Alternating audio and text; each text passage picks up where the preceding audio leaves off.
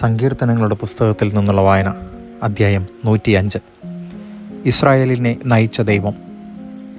കർത്താവിന് കൃതജ്ഞതയർപ്പിക്കുവിൻ, അവിടുത്തെ നാമം വിളിച്ചപേക്ഷിക്കുവിൻ, അവിടുത്തെ പ്രവൃത്തികൾ ജനതകളുടെ ഇടയിൽ ഉദ്ഘോഷിക്കുവിൻ.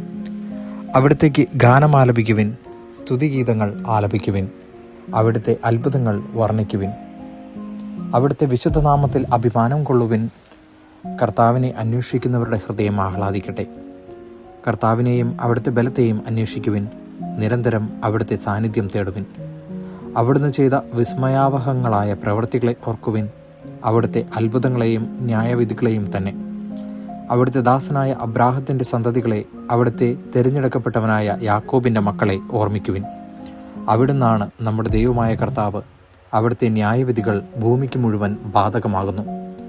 അവിടുന്ന് തൻ്റെ ഉടമ്പടി എന്നേക്കും അനുസ്മരിക്കും, തൻ്റെ വാഗ്ദാനം തലമുറകൾ വരെ ഓർമ്മിക്കും. അബ്രാഹത്തോട് ചെയ്ത ഉടമ്പടി ഇസഹാക്കിന് ശപഥപൂർവ്വം നൽകിയ വാഗ്ദാനം തന്നെ. അവിടുന്നത് യാക്കോബിനൊരു ചട്ടമായും ഇസ്രായേലിന് ശാശ്വതമായ ഒരു ഉടമ്പടിയായും സ്ഥിരീകരിച്ചു. അവിടുന്ന് അരുളി ചെയ്തു, നിനക്ക് നിശ്ചയിച്ച ഓഹരിയായി ഞാൻ കാനാൻ ദേശം നൽകും. അന്നവർ എണ്ണത്തിൽ കുറഞ്ഞവരും നിസാരരും അവിടെ പരദേശികളുമായിരുന്നു. അവർ ജനതകളുടെയും രാജ്യങ്ങളുടെയും ഇടയിൽ അലഞ്ഞു നടന്നു. ആരും അവരെ പീഡിപ്പിക്കുവാൻ അവിടുന്ന് സമ്മതിച്ചില്ല. അവരെ പ്രതി അവിടുന്ന് രാജാക്കന്മാരെ ശാസിച്ചു. എൻ്റെ അഭിഷിക്തരെ തൊട്ടുപോകരുത്, എൻ്റെ പ്രവാചകർക്ക് ഒരു ഉപദ്രവവും ചെയ്യരുത് എന്നവിടുന്ന് ആജ്ഞാപിച്ചു. അവിടുന്ന് നാട്ടിൽ ക്ഷാമം വരുത്തുകയും അപ്പമാകുന്ന താങ്ങ് തകർത്തു കളയുകയും ചെയ്തു. അപ്പോൾ അവർക്ക് മുൻപായി അവിടുന്ന് ഒരുവനെ അയച്ചു, അടിമയായി വിൽക്കപ്പെട്ട ജോസഫിനെ തന്നെ. അവൻ്റെ കാലുകൾ വിലങ്ങുകൊണ്ട് മുറിഞ്ഞു, അവൻ്റെ കഴുത്തിൽ ഇരുമ്പു പട്ട മുറുകി. അവൻ പ്രവചിച്ചത് സംഭവിക്കുവോളം കർത്താവിൻ്റെ വചനം അവനെ പരീക്ഷിച്ചു. രാജാവ് അവനെ ആളയച്ച് വിടുവിച്ചു. ജനതകളുടെ അധിപൻ അവനെ സ്വതന്ത്രനാക്കി. തൻ്റെ ഭവനത്തിൻ്റെ നാഥനും തൻ്റെ സമ്പത്തിൻ്റെ ഭരണാധിപനുമായി അവനെ നിയമിച്ചു. തൻ്റെ പ്രഭുക്കന്മാർക്ക് ഉചിതമായ ശിക്ഷണം നൽകുവാനും തൻ്റെ ശ്രേഷ്ഠന്മാർക്ക് ജ്ഞാനം ഉപദേശിക്കുവാനും അവനെ നിയോഗിച്ചു. അപ്പോൾ ഇസ്രായേൽ ഈജിപ്തിലേക്ക് വന്നു. യാക്കോബ് ഹാമിൻ്റെ ദേശത്ത് ചെന്ന് പാർത്തു.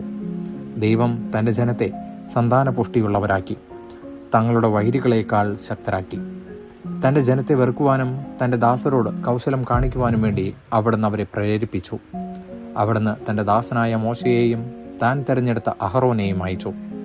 അവർ അവരുടെ ഇടയിൽ അവിടുത്തെ അടയാളങ്ങളും ഹാമിൻ്റെ ദേശത്ത് അത്ഭുതങ്ങളും പ്രവർത്തിച്ചു. അവിടുന്ന് അന്ധകാരമയച്ച് നാടിനെ ഇരുട്ടിലാക്കി. അവർ അവിടുത്തെ വചനത്തെ എതിർത്തു. അവിടുന്ന് അവരുടെ ജലമെല്ലാം രക്തമാക്കി.